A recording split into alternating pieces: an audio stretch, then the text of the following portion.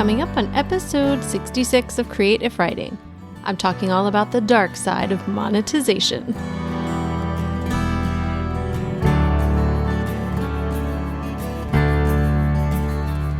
I can't go back to sleep, it's almost light. These restless thoughts have kept me up again tonight. Hello and welcome to Creative Writing. This is the podcast for writers, bloggers, and creatives who are trying to build an online platform without being smarmy. So, in the spirit of non-smarminess today, I wanted to take some time to talk about the dark side or the downside, or because this is episode 66, the evil side of monetization. Mwahaha. Yeah, that's really silly. But I just realized it was episode 66 and we're talking about the dark side. It's perfect. And the reason I wanted to talk about this is because I've talked a lot about monetization recently. I've talked about affiliate marketing. The episode 65 with Lindsay Ostrom was about her kind of journey to monetization and what that looked like for her. And she had some really great words at the end. If you haven't listened to episode 65, you should go drop everything, or maybe just after this episode, go listen to that. But she talked about at the very end of the episode, what she felt like was more important, passion or money. And she said passion, which I think was really important. And, you know, she and her husband Bjork are doing this full time, and it's not that money's not important, but what's going to sustain you, she said, is the passion. And if that dries up, then it's really hard to keep going. So that got me kind of thinking, and some other experiences I've had lately. And so we are going to talk about the hard things with monetization. I don't really have a lot of announcements or anything for today. You can find the show notes for this at creativewriting.com/066. And I'm going to go ahead and just get on into the dark side. So come over with me for a moment to the dark side of monetization. I want to start by kind of going through some of the different revenue streams that you might have and kind of some of the downsides that come along with each.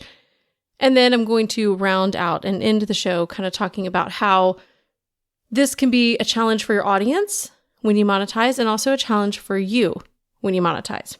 Okay, so let's talk with, I think, what is the kind of old-fashioned, tried and true online way of making money for people, especially through blogs, which is ads and sponsored posts. Now, these are very different from one another, but I am lumping them together for a reason.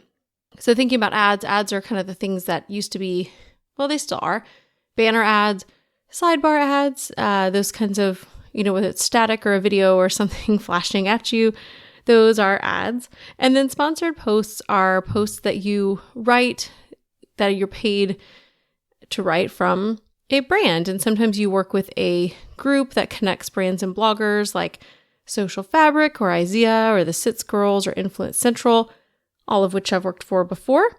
Or maybe you go directly to a brand. And I've done that as well, where you talk to a brand and you each have your expectations and lay out kind of the partnership and what works, how much money you'll get paid, what you'll do in return. And then you write a blog post that hopefully the intent is that it fits into the normal scope of your blog, with disclosure, of course, because you got to use disclosure, right? You guys know this. So the downside to these, now this is kind of, especially for bloggers, this is the classic way to make money. And the ads used to work really, really well. And the more saturated everything became, they didn't work so well anymore. It's still something, you know, people have ads on their blogs, but that's not typically the primary method of monetization. But for both, the kind of downside to these, I think, well, one of them is that you are dependent on traffic. And traffic is harder to come by these days than ever because the space is really crowded. And that's not to say it can't happen. I know people who have, you know, in a year or two gone and gotten hundreds and thousands of page views per month and are making a lot of money with both ads and then sponsored content. They can charge more, so they're making a lot of money that way. I also know people who have tried to achieve that dream and really beat their heads against the wall because it's really hard to get traffic. It means that you are constantly promoting, trying to get your work out there, whether that's joining Facebook groups that share each other's stuff or, you know, trying to get your stuff shared on bigger Facebook pages or really rocking Pinterest. Whatever it is, you have to really chase traffic and it's exhausting. And it doesn't always work. And I know a lot of people who are like, I'm doing it right, and they are, and it's just not working. So that is one of the downsides. Another one they'll just briefly touch on is sometimes the sponsored posts don't seem authentic if you don't do a good job with them, or, sometimes people take them on when it's really not a good fit for them and they just need the money. And audiences are kind of turned off by that. Now, I've seen some people do really great jobs with their sponsored posts. I think Paula from Beauty Through Imperfection does a fantastic job where her sponsor content is seamless. There's a disclosure up at the top, but often I'm like, oh, really? This was sponsored? Because she writes it like a regular blog post, but it's sponsored, and she finds a way to really naturally integrate the brand. So if you want to see a good example, you can see her. But ads and sponsored posts, the dark side is that you have to chase traffic. And to me, that's exhausting, because if you've ever fallen prey to an algorithm change and seen your traffic drop, it stinks. And then you have to figure out a new method. So you never get to rest is kind of how I feel about that. So that's a downside to ads and sponsored posts. Another revenue stream is coaching, or working with people kind of one-on-one in some capacity. And the downside to this is pretty obvious pretty quickly, but this is really time-consuming, really time-consuming. And I've done some of this, and I kind of limit it to, maybe 1 or 2 people a month, because as an introvert, also, I love working with people. I love helping them, but it's exhausting. And in person or even over Skype and things like that, it can be even more exhausting, which is typically how I do some of my coaching. So it can be very time consuming. It can be really rewarding, but also sometimes you can not have good chemistry with people. And I've definitely had people that tried to hire me and had some really, went and looked at their site, and I was like, oh, this is illegal. Like, this is really scary stuff here. So then you have to deal with like this person. I had to try to, get out of the coaching without making them angry. And so, there's just that personal stuff. Giving your time away in that personal way can be really exhausting. And to make a lot of money doing that, you either have to take on 1 million clients or really charge $1 million. So that can be a downside to the coaching, is that you either have to charge a lot or work a lot. So if we're talking, another revenue stream is digital products and courses. And I really like digital products and courses. The startup cost is low because you're essentially creating, you can create it at home, you can create it with free programs, really low startup cost for these. But the thing that's hard is that just like blog posts don't just get found because you create them, you have to promote your products. Okay. So we're talking about chasing traffic. Now you're chasing this promotion idea. You have to get your product, your course, you have to get your book, you have to get those things in front of people, which means doing a lot of work, launching. It means constantly trying to get, again, in front of people with this product. And that can be really exhausting. And the thing that I have also found is that I do a lot of, creation of created courses and things like that and books, but I don't like feeling like, I have this audience I've built. That's you guys. Hey guys. I don't like feeling like I'm constantly coming to you like, hey, can you buy something from me, please? And I know that people, you guys are here, I think, because of the value, which is great. And I give tons and tons of free value, including this podcast you're listening to right now, which is great. But it feels kind of like you're going back to the well again and again. Like, hey, you just bought a book from me. Well, now I'm launching a course. Don't you want that too? And I know, I'm not manipulative in my sales stuff. I hope that you guys never feel manipulated. If you do, it's probably your imagination, because I'm really kind of anal about not manipulating people into sales. But it's still, I at times don't like having to come back to the same people. Like, you guys are my biggest supporters. Hey, do you want to support me again by getting out that shiny credit card, please? So to me, that can be kind of a downside as well, is that the launching and then kind of coming back again and again to your audience, asking them to buy things. So we've talked about affiliate sales, and I talked, I always have the episodes in front of me, but talked about affiliate marketing recently in one of the more recent episodes, and kind of the true story that goes on behind the scenes, because I've been a part of some big affiliate launches. And I'm not just talking about affiliate products on Amazon, which are, that's one story. But, doing affiliate products on, for people's courses and things like that, where it's like a bigger, different kind of launch. That is just kind of a really big, different animal. And that's going to be episode 56 if you want to go back and find that. But affiliate sales, the downside I see there is that I see a lot of people who are tempted to promote things that they don't believe in. And that's just kind of something that happens. It can be a turnoff for people. And if you're promoting too much, especially. So, I'm trying to balance this fall. I've done some affiliate launches. I'm also doing my own products, and we'll have a course coming out really soon, or a relaunch. And so I don't want to constantly every week be like, here's another thing to buy. Here's another thing to buy. And a lot of the affiliate things are great because I'm an affiliate for a couple things right now, actually. And they're free. Like, they offer all this free value. Like, here's a free video course. Here's a free webinar. Here's a free whatever, a training series. And then I only get paid if people buy, right? So I'm an affiliate, and it's kind of like a just in case. It's like that safety net, like where I want to give you guys, like, here's free value. If you happen to buy, cool, I'll get a little bit of money. But otherwise, like, here's just free stuff. But at the same time, I don't know.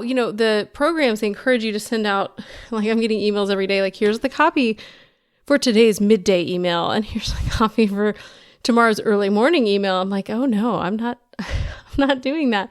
And there's this encouragement to do this and this incentive, and everybody else is doing it, and they have a leaderboard, and I'm down really low because I'm not going to send out the midday email in the morning one, because that doesn't fit with my email strategy. It doesn't fit with what I want to do with you guys, my audience. Like, I don't want to constantly be sending out emails about this, especially since I just got done with one big launch for Nick Stevenson's program. And now there are 2 more things I'm an affiliate for. Again, free value, but still, I feel like I'm just constantly putting these things before people. And so I know that people don't always like that. And even if it's free value, sometimes seeing that affiliate link, people start to feel kind of like, doesn't this person ever just promote things, or why are they promoting so many products? And so there's the temptation to, I think, over promote. And I've gotten actually several emails this week about like, hey, I saw you're on this affiliate program. Want to join my affiliate program? We're launching next week. And I'm like, no more affiliate things, because I've got just enough. And I believe in the ones I promote, but sometimes it's tempting not to. And example of this is Bluehost. So I had been promoting Bluehost, not actively. I'd used them for 3 years and been really happy. And then this year found that it was not working out, and we had to break up. And so I've had some really big issues with Bluehost, and I'm not the only one. In fact, in my Facebook group today, a bunch of you guys were like, we're switching. Our sites are all down. And I think everybody's switching over to SiteGround. But Bluehost pays a really hefty commission fee. If you get someone to join, it's like $50. And so it's really tempting to want to say, well, it can't be that bad. And I do honestly think if you have lower traffic, it's a great place to start. They have a really, really affordable, plan. But it's harder and harder for me to even say that, because people are constantly talking about how their sites are down, and Bluehost doesn't care.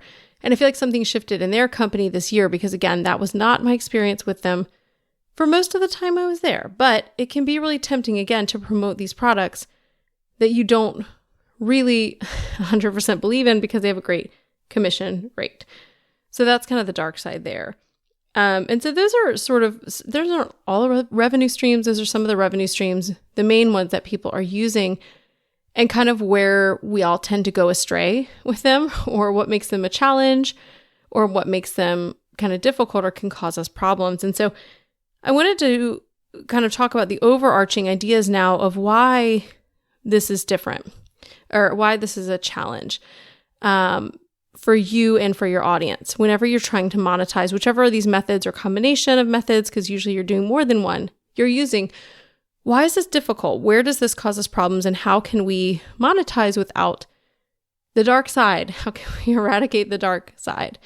And something I should state at the beginning. So I talk all the time about smarmy. It's my favorite kind of businessy word. It's become kind of the tagline for this podcast. And the theme is that I want to help you guys to connect with an audience to build whatever it is you're trying to build without being smarmy. And smarmy is really, it's that icky, gross feeling that you get when somebody is very salesy, and it's very like in the negative kind of way. Sales are not bad, but there's a way to do it. So it's kind of that way to do it where it feels very self-serving to whoever is doing the selling, or maybe it's underhanded, maybe it's sneaky. To me, I see smarminess in people who know better and promote affiliate products without disclosure. Drives me nuts. or people sending these cold emails that are kind of, I don't know, full of BS and different things. So there's a lot of different ways that smarmy presents itself, but it's kind of one of those gut feelings. But the thing about smarmy is that what's smarmy for me is not necessarily always going to be smarmy for you. And that's where the challenge comes in. It's not an absolute word. And what I may be okay with promoting in my business may not be okay for you. It may be fine for me. It may be smarmy for you. And so that makes it really hard, because what happens sometimes is there's a disconnect between you and your audience. So let's talk about your audience first, and kind of how they have issues with monetization.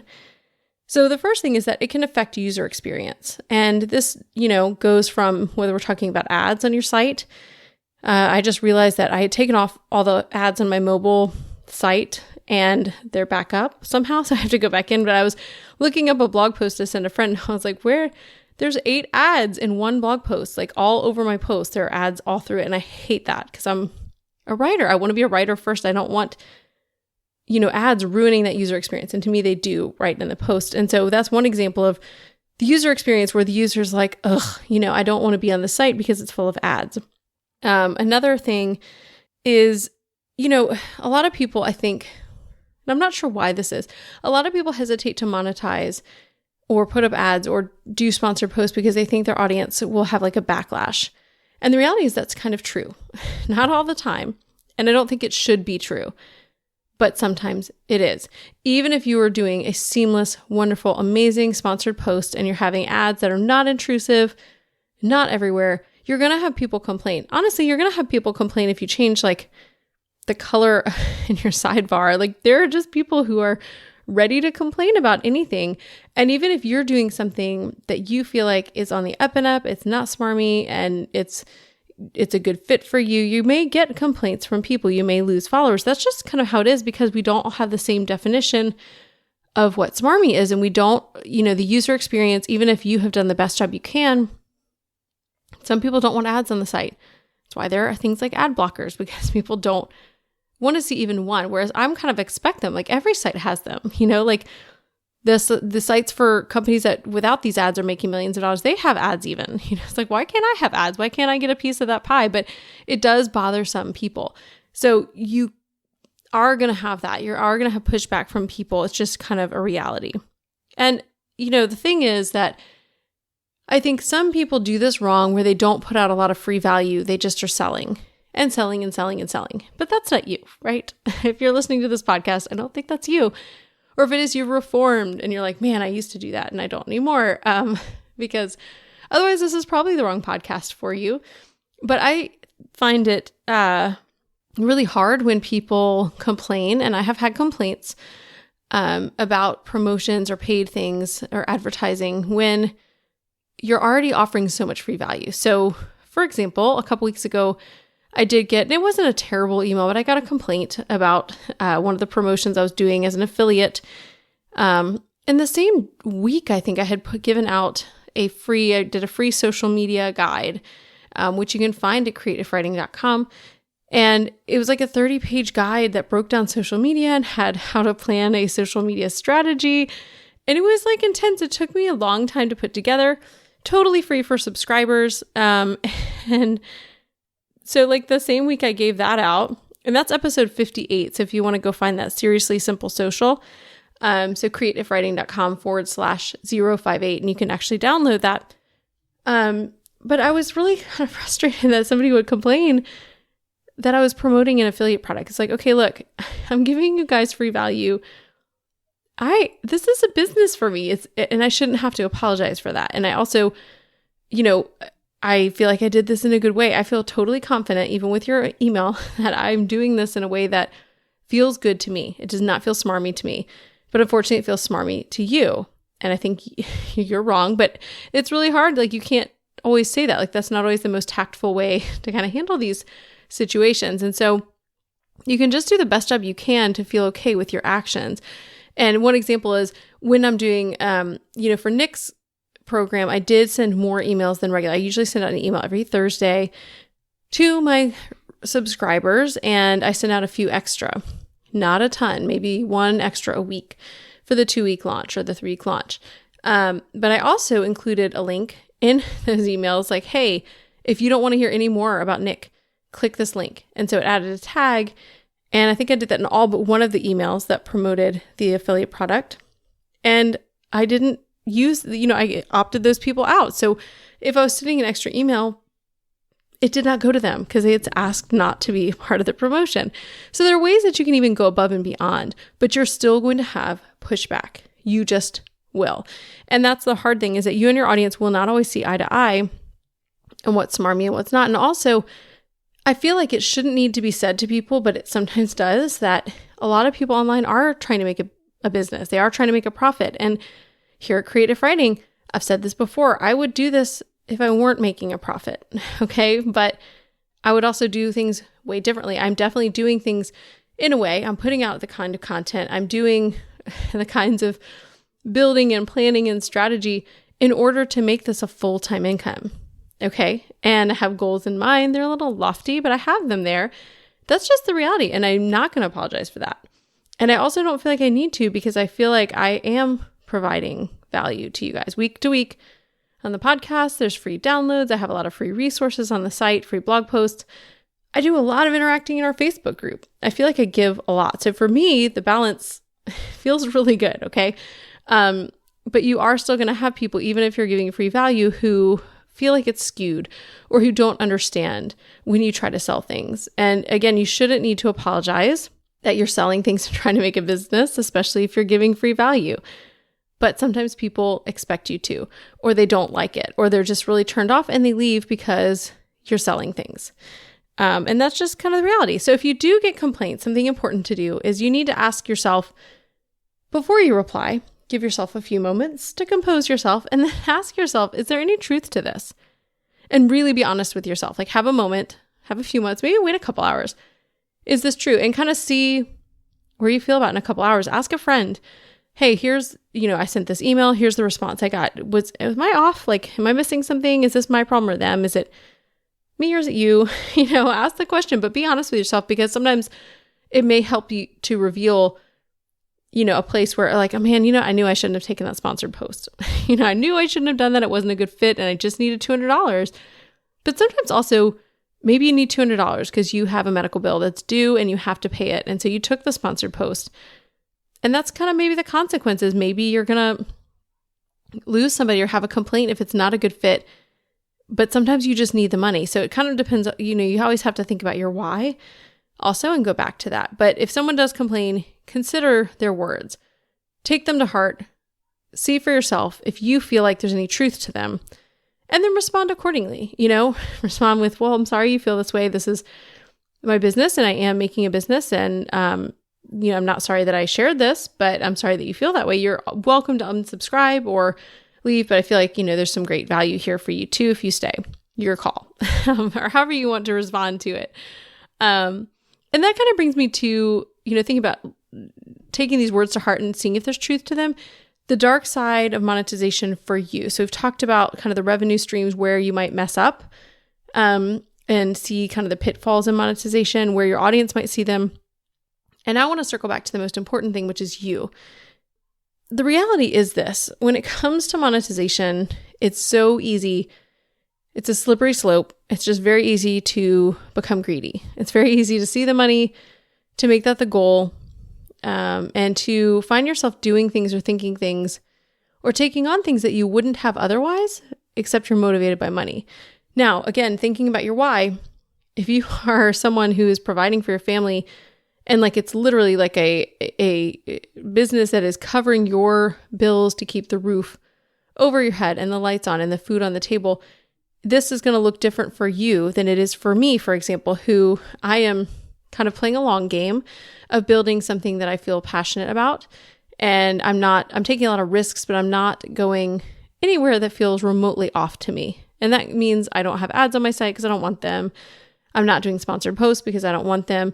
And it means I'm making less money than I would if I did either of those things. But it's really important to me. And I have that luxury because this is a side gig. My husband's income right now takes care of all of the bills. And yeah, things are, we're, tiny. We got 4 kids. Now they're on the way. We've got like this giant pile of medical bills coming our way. It's not that we couldn't use the money. And thankfully, the money I'm making will help supplement some of these giant bills that are coming right down the pipes in the next couple months. But I have a luxury that some people may not have if you are the person who, again, is paying those bills and meeting the needs of your family. But you do need to think about, I think, how you need to think about your why. Why are you doing it? And I think it makes it really clear if, again, you're paying the bills. But I think you also need to kind of really start to listen to your intuition, listen to your gut and what feels right and wrong to you. But the thing is this, I have begun to doubt if balance actually exists. People are always like, oh, just find the balance. Just find the balance. I'm like, there's no balance. There's, there's two equal and opposite points. And then there's a lot of like floundering around in the middle of that, trying to like, okay, whoops, I went too far this way. Let's go back. But I don't think there's ever really a middle. Like there's always a tension. And that tension exists in monetization between, feeling good about it and doing what you need to do to make money. And so I think that you have to find your sweet spot, and it's going to change. It's going to constantly change. It's going to change depending on your why. My husband's actually changing jobs in the next year. And so our finances, I'm like, I don't know what's going to look like, and then in the next year, it could look better, could look worse. And so what I'm doing here may ramp up or change, or it need to be something different. Okay, so my balance might look different. I may need to do more pushes. I may say yes to these affiliate programs that right now I'm like, I don't feel like it. And that's okay. I have that luxury. I may not have that luxury next year, or something else may be taking off, but you are never going to find that you have one sweet spot and you stay in it. I think there's just always tension. You're always kind of going back and forth, but you have to find what feels right to you and is also meeting your goals. And so for monetization, I think it's really a struggle for so many of us because we don't want to push ourselves. We don't want to feel gross and salesy. And so sometimes we apologize for selling, and we shouldn't. Okay. Unless you're really being, you're not providing any value and you're just sell. I think you just should stop apologizing for that. And that was a really big lesson for me, is to confidently say, here's my course. I made this. It's amazing. Buy it if you want. Okay. I hope you do, but here it is. I'm not sorry. It's $150. I'm not sorry. It's $400. Whatever it is, it's not like, oh, I hope you can afford it. I hope this. Those kinds of sales pitches just fail. And there's a reason. It's because you're not confident in what you're doing. So be confident that it's okay to monetize. Be confident if you're making great products and quality products that you stand behind. Be confident selling those and presenting those without apology. And that doesn't mean you manipulate people into buying, but you can say it just like that. Like, I am so proud of this product. I hope it's right. It may not be the right fit for you, but if it is, you're going to get so much out of it. Here's what it offers. Full confidence. Okay. Because sometimes I do think the two sides of the balance for us sometimes are that, oh my goodness, I don't want to sell. I don't want to, I don't want to ask anybody to buy my book. It's really hard. And then there's the other side where, I know when I first started doing sponsored posts, I got totally greedy. Okay. I'm just going to lay it out there. I really be honest with you guys. When I started seeing like I could make like $1,000 a month or more doing sponsored posts, I said yes to everything. I applied for stuff. I'm like, I don't like this that much, but whatever. Cool. $250. Yes, I will do this sponsored post. And it killed my soul. Okay, you guys. And that's one of the big, dark sides. And I'm going to kind of leave it here, is that one of the biggest issues is that your creativity and your passion can really be killed by the monetization and the businessy side of things. And you don't want that. Okay. You don't want to lose your passion. You don't want to have it dry up. And so again, balance may be a myth. We're always kind of clawing our way back and forth from one side to the other, trying to find a sweet spot that may only last temporarily. But I want to encourage you guys, it's there. You're going to fail. You're going to screw up. You're going to go too far to one side or the other, and then correct yourself and then overcorrect and then go back. But you can monetize your podcast, your blog, your books. You can sell your courses without apology, offer great value, follow your passion, don't be smarmy in your sales, and don't apologize for selling. So I hope this is encouraging, has revealed some of the dark sides, and has given you guys something to think about.